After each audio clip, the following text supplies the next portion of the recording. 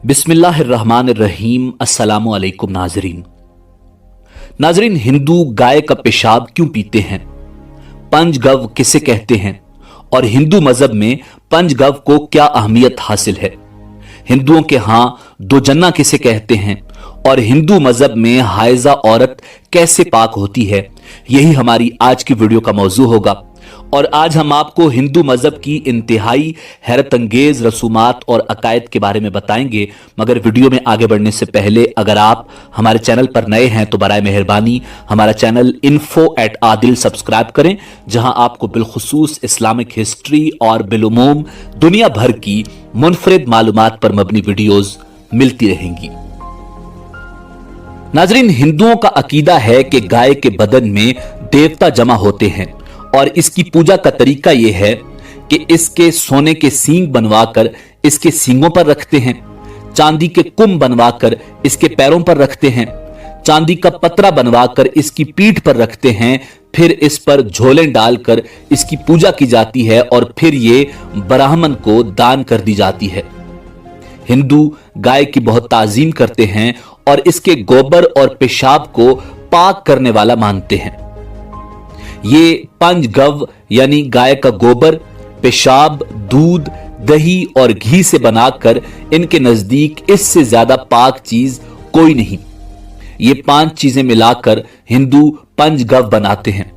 इनके भगत हर रोज पंचगव पीते हैं।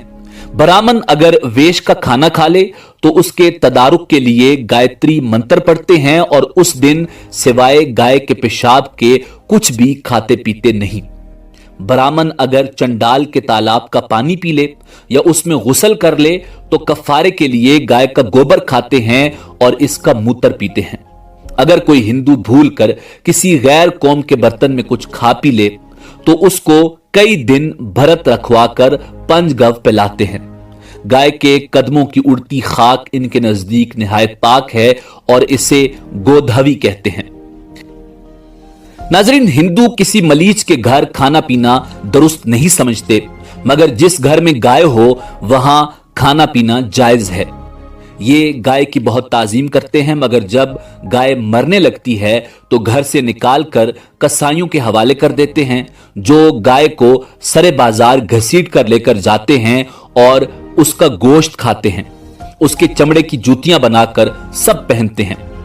नाज़रीन, भारत में अंग्रेजों के दौर में बहुत से हिंदुओं ने इन फुजलात से इज्तिनाब करना शुरू कर दिया था, मगर अब दोबारा ये वबा चल निकली है।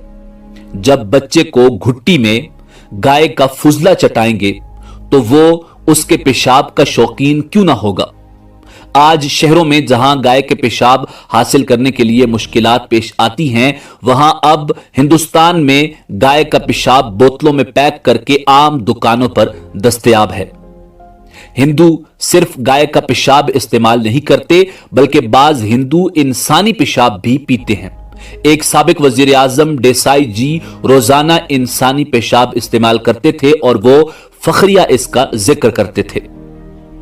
नाज़रीन, हाइजा औरत 40वें दिन के बाद पाक होने के लिए गुस्ल करने के बाद अपने सर को गाय के गोबर और पेशाब से धोने के बाद गोबर खाए और पेशाब पिए तो तब वो पाक होती है।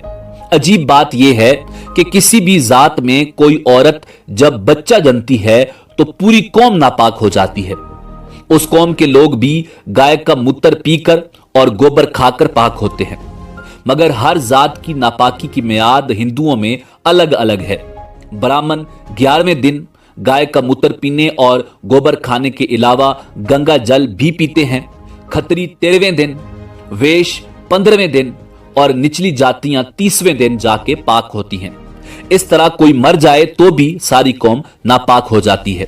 इस तरह अगर किसी चम्मार, चोहरे, हाइजा, गुनाए कबीरा के मुर्तकिब मुर्दा, कुत्ते, गधे, बिल्ली, मुर्गे और इसी तरह के और जानवरों को छू लें तो ये कपड़ों समेत अपने आप को नापाक समझते हैं और पाक होने के लिए कपड़ों समेत नहाते हैं। नाजरीन, इन अकायद और नजरियात के हवाले से हिंदू मजहब में भी इख्तिलाफात पाए जाते हैं और हिंदू मजहब में भी मुख्तलिफ अकायद और नजरियात के हामिल लोग अपने अपने अलग अकीदे और नजरिए के मुताबिक हिंदू मजहब पर अमल पैरा होते हैं। کھانے والی جگہ کو یہ گوبر وغیرہ سے پاک کرتے ہیں اور کھاتے ہوئے بعض ہندو دھوتی کے سوا تمام کپڑے اتار کر کھانا کھاتے ہیں۔ اگر کھانا کھاتے ہوئے ان کا بھائی بھی کپڑوں سمیت آ جائے تو کھانا ان کے نزدیک ناپاک ہو جاتا ہے۔ ناظرین، برِ صغیر کے مسلمانوں میں بچے کی پیدائش، خاص کر پہلے بچہ اور لڑکا ہو تو بڑے پیمانے پر خوشیاں مناتے ہیں اور 2 رسمیں ادا کی جاتی ہیں۔ پہلی رسم ختنہ ہے جسے عرف عام میں مسلمانی کہا جاتا ہے، اور دوسری عقیقہ ہے جو سنت رسول صلی اللہ علیہ وآلہ وسلم ہے۔ ہندوؤں میں 2 رسمیں منائی جاتی ہیں۔ ان میں پہلی رسم میں پنج گو ہے جو 5 چیزوں کو ملا کر بچے کو پلایا جاتا ہے، جس میں دودھ، دہی، گھی، گائے کا موتر اور گائے کا گوبر شامل ہیں۔ اور دوسری رسم 2 جنا کی ہے جس میں بچے کو جینو پہنایا جاتا ہے، یعنی ایک موٹا سا دھاگا اس کی کمر اور دوسرے کندھے کے درمیان پہنایا جاتا ہے۔ یہ ان کا دوسرا جنم کہلاتا ہے، اسی لیے اس رسم کو 2 جنا کہا جاتا ہے۔ ناظرین، ہندو مذہب میں پنج گو کی رسم بہت اہتمام سے ادا کی جاتی ہے۔ کہیں یہ رسم کارن کہلاتی ہے۔ پنج گو کی ترکیب اس طرح ہے کہ گائے کا گھی، گائے کا دہی، گائے کا دودھ، گائے کے پیشاب کے چند قطرے اور گائے کا تھوڑا سا گوبر ملا کر یہ ساری چیزیں مکس کر کے ایک کٹورے میں رکھ کر نومولود کو چٹایا جاتا ہے۔ ہندوؤں کی بعض قومیں شادی کے موقع پر بھی پنج گو چاٹتی ہیں اور بعض قومیں اس کو تیار کرنا ہی کافی سمجھتی ہیں اور اس کو استعمال نہیں کرتی۔ ناظرین، مورخین کے مطابق آغاز میں ہندوؤں کے بزرگوں نے ہندوستان کی ضروریات کے پیش نظر گائے کو بڑی عظمت دی اور اس کو مذہب کا حصہ بنا لیا تاکہ گائے کی حفاظت ہو سکے اور اس کو کوئی ہندو ضائع نہ کرے۔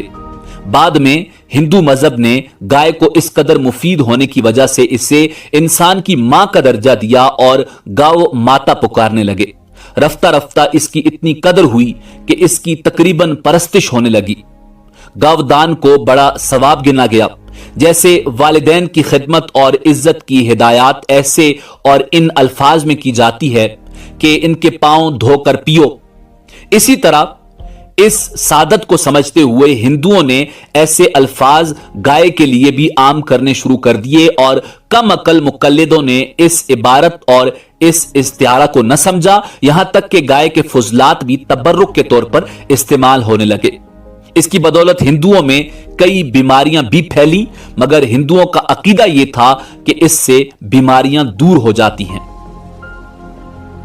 ناظرین، حیران کن طور پر آج کے جدید دور میں بھی ہندوستان کے اندر گائے کے پیشاب کو میڈیسن سمجھا جاتا ہے اور ہر بیماری میں ہندو مذہب کے لوگ اس ناپاک اور غلیظ پانی کا استعمال بڑے شوق سے کرتے ہیں۔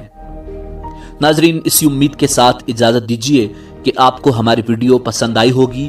ملتے ہیں بہت جلد ایک نئی تاریخی، تحقیقی اور معلوماتی ویڈیو کے ساتھ۔ دیکھتے رہیے info@adil۔ اللہ رب العزت آپ کا حامی و ناصر ہو۔